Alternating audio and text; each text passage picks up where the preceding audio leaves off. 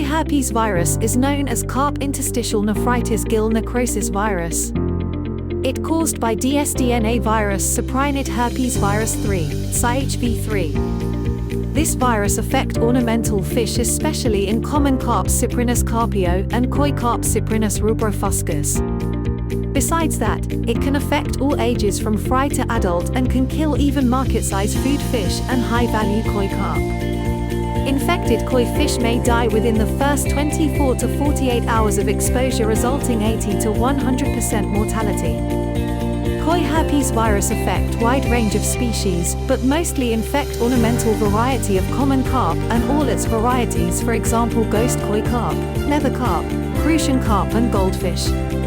Apart from that, other related saprinid species such as common goldfish are also susceptible but are moderately resistant to mortality and potentially asymptomatic carries.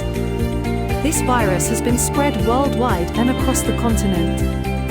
Following the first viral disease outbreak was noticed in cultured common carp in Israel and USA, 1998, and in Germany, 1997 to 1998.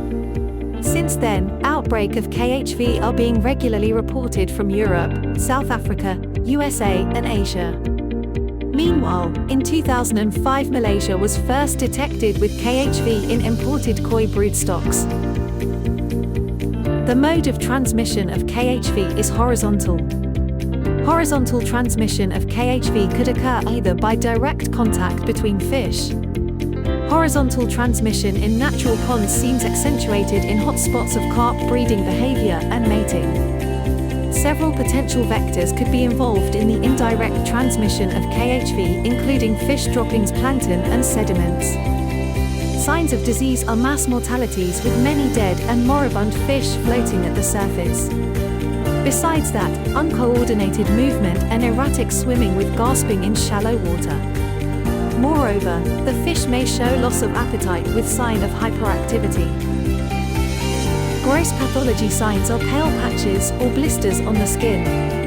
Besides that, over or underproduction of mucus on the skin and gills. Other than that, gill undergo necrosis and fin also hemorrhages. Lastly, presence of subcutaneous hemorrhages and severe sunken eyes.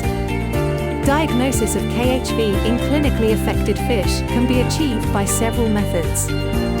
Firstly, on closer examination of individual fish, typical clinical signs include pale discoloration or reddening of the skin. Secondly, gross signs include inophthalmia, sunken eyes, and hemorrhages on the skin and base of the fins, and fin erosion. Then, microscopic examinations show gills exhibit hyperplasia and hypertrophy of branchial epithelium, and fusion of secondary lamellae and adhesion of gill filaments, and also presence pale diffuse eosinophilic intranuclear inclusions in the kidney and liver.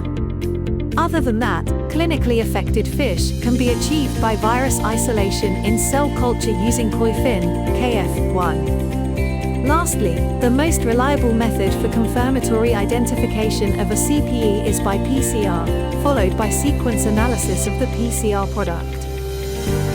There is no treatment for KHV. Antiviral drugs are not available to treat KHV or any other viral diseases of cultured fish, and also there is currently no vaccine for KHV available. In order to control and prevent KHV, disinfect water systems and equipment that expose to the virus.